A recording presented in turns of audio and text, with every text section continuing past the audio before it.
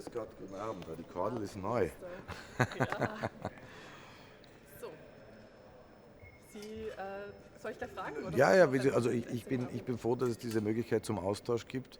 Ich glaube, es ist wichtig und eigentlich unerlässlich. Es ist nicht das erste Mal. Wir haben ja unmittelbar auch nach dem Angriff der Hamas am 7. Oktober, wenige Tage danach, in Maskat unser Zusammentreffen im EU-Golfkooperationsrat gehabt und seitdem jetzt schon mehrere Treffen auf Ministerebene und ich begrüße das auch heute, dass dieser Austausch möglich ist.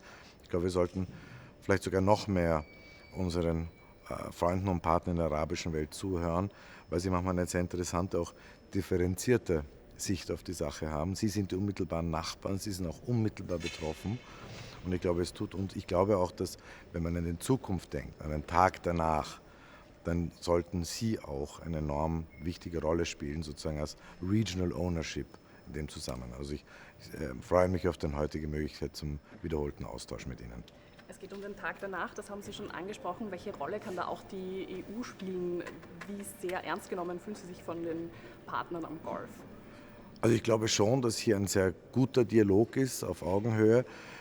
Ich glaube aber, dass nicht jetzt wir in Anspruch nehmen sollten, in einer, wenn man so will, intellektuellen Überheblichkeit, dass alle Lösungen im Nahen Osten jetzt aus Brüssel kommen oder aus dem Westen, sondern dass wir auch den Partnern vor Ort in der Region, auch den Ägyptern zum Beispiel und Jordaniern, mit denen ich in sehr regen Austausch bin, aber eben auch den Staaten des Golfkooperationsrates ihnen genau zuhören, weil ich glaube, dass sie eine essentielle Rolle zu spielen haben, gerade auch wenn man sagt, Stützung der palästinensischen Autonomiebehörde, Verwaltung Gaza am Tag danach. Ich glaube, da braucht es eine starke Rolle auch der arabischen Staaten. Sind Sie auch in Kontakt mit Israel nach diesem Treffen? Fungieren Sie da irgendwie als quasi Botschaftsübermittler? Also ich bin im laufenden Austausch sowohl mit den israelischen Freunden als auch natürlich mit den Partnern in der Golfregion. Und es gibt ja heute von WhatsApp über verschiedene Dienste, wo man das auch auf Ministerebene sehr direkt macht. Aber nein, ich werde jetzt nicht, das sehe ich nicht als meine Rolle, danach vermitteln. Die Kommunikation wird wahrgenommen werden von der Europäischen Union. Und mir ist wichtig heute, dass wir einfach und das ist in der Vergangenheit immer gelungen, ein sehr ehrliches Gespräch führen und zuhören. Das ist, glaube ich, das, was wir in Europa besonders machen sollten, zu wissen, wie sind die Stimmungen, wie ist die Sichtweise vor Ort. Welche Botschaft haben Sie an die Golfstaaten, wenn es darum geht, Russland, Sanktionsumgehung, Unterstützung der Ukraine? Welche Erwartungen haben Sie da an das Treffen? Ich glaube, wir müssen ein bisschen aufpassen, was wir hier in Europa eigentlich an Erwartungshaltung erzeugen. Ich glaube, eine Politik, wo wir sagen, entweder man ist mit uns oder gegen uns, dann will man plötzlich sehr einsam sein auf diesem Planeten. Und wir müssen schon auch unterscheiden. Es gibt Staaten wie Iran, die klar ballistische Raketen, Drohnen und anderes liefern an Russland, damit es eingesetzt wird in der Ukraine. Und an Staaten denken wir an Katar, Emirate, die als letztes einen Gefangenenaustausch auf die Wege gebracht haben. Also ich glaube, man muss hier sehr wohl differenzieren. Auch wenn sie jetzt sich vielleicht den EU-Sanktionen nicht angeschlossen haben, heißt es aber nicht, Israel zum Beispiel hat das auch nicht getan, heißt es nicht, dass sie jetzt auf der russischen Seite sind. Also ich glaube, wir müssen hier, wenn wir diese Staaten betrachten, sehr einen differenzierten Blick haben. Aber wird es trotzdem Thema sein? Ich glaube, die Situation im Nahen Osten ist so brenzlig, die Lunte ist so kurz, dass der Fokus eindeutig aus meiner Warte auf die Entwicklung im Südlibanon liegen muss, auf die Entwicklung in Gaza. Ich glaube, auch sozusagen Iran. Ich glaube, da gibt es genug Fragen, genug Themen, die heute dominieren sollten aus meiner Perspektive. Danke sehr. This meeting comes in very crucial period in Arab region. What will be your focus regarding the whole issue? I mean, Gaza, energy, too many issues in this.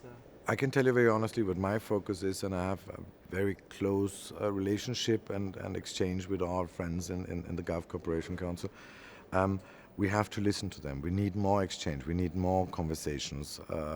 And we have to hear what the Arab world has to say on these conflicts. They are neighbors. They are affected. They have to be part of the solution the day after, I believe. If we talk, for instance, supporting the Palestinian Authority, if we talk about the day after in the Gaza Strip, I believe the Arab countries, and especially the countries members of the Gulf Cooperation Council, should play a pivotal role in this endeavor. Minister, just about the common ground that you can build what's so-called strategic partnership that you are hoping for? What a common ground we can find in this summit and in this meeting? Well, actually, we do have a lot in common, and we have common interests. What we want to see is peace and security for everybody living in the Middle East. We want to see this corridor, which everybody was talking about, India, Gulf, Europe, to become reality. We want development. We want tourism. We want economic exchange. We want, and that all needs security and stability in the region, because what is happening now is poison for everybody. It's endangering everything. And it's affecting the Arab Emirates, it's affecting Saudi Arabia, it's affecting Oman, it's affecting everybody, us here in Europe included. So we do have a lot of common ground. Thank you very much. Sorry, you want Gulf countries to care about Ukraine, but at the same time, Austria is one of the countries in the EU that has been the most protective of Israel in its actions in Gaza. How are you going to, talk to them tomorrow and tonight, considering that you have been among that group of countries that has been the most protective of Israel's actions in Gaza, that now threaten the entire This is a wrong perception. We are not protective. We have a strategic partnership. We say very clearly that all of this has a reason, and it was caused on the 7th of October with one of the most atrocious attacks we have seen in recent history in the Middle East. And we have to, what we are doing, and we have been Austrian very clear, we are not blind on one eye. We have, our country and myself, we have asked for sanctioning of violent acts of extremist settlers against provocation of the holy sites, against calls for displacement of people in Gaza. Gaza has to remain Palestinian. So we are not one-sided. What we're trying to do is to help find a common ground. And the biggest task, you know what the biggest task is in the region? Is one word.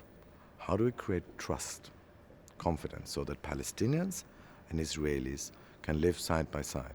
Because neither the Israelis will dissipate in thin air, nor the Palestinians. Both sides have to accept that and have to recognize that.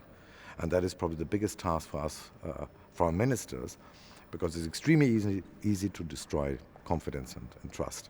And it takes sometimes a lifetime to build it up. And this is probably the biggest task we have ahead of us, because what we want to see as Austrians is Palestinians and Israelis living in peace and security side by side. Thank you. Speaking of the day after, will it one time in the future, in the long term, also be necessary to talk to Iran, to help more in-depth talks with Iran, because they also should be part of the solution, or must be part of the solution, as they are behind?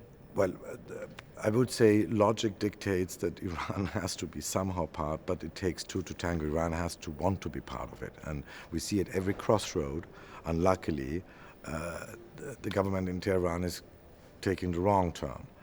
And that's why we are forced to react with sanctions. And you can always say sanctions is actually means that diplomacy has failed, has come to an end, because you don't, it's the end of the diplomatic alphabet to a certain degree. And I would like to see another development. I mean, Vienna is the host of the International Atomic Energy Agency. We are talking about Iran getting closer and closer to being a nuclear power, a weapon power. So this is something which is endangering all of us, which is creating a lot of insecurity and stress in the region. And we can only call on the Iranians that they change the course, that they change their action, that they work together with the agency in Vienna, that they try again to create trust and confidence in the nuclear program, and that they stop, because we always thought one thing, took many things for granted probably in the Middle East. One of them was that actually no state will attack another one. Now Iran attacked twice Israel with hundreds of rockets and drones. So let's be careful of what we presume, what we believe to know in the Middle East. And yes, you're right, in the long run, and Vienna was the host of the atomic talks for the JCPOA, Iran has to be part of any long-lasting deal on peace and security in the wider Middle East. This talk of listing the IRGC, will you be discussing it with your Gulf counterparts, listing the IRGC as a terror organization? Will that be a topic of discussion? Well, I mean, we have already listed the companies, we have listed individual people, so actually listing the Revolutionary Guards would be not changing anything on the ground, actually, in concrete terms.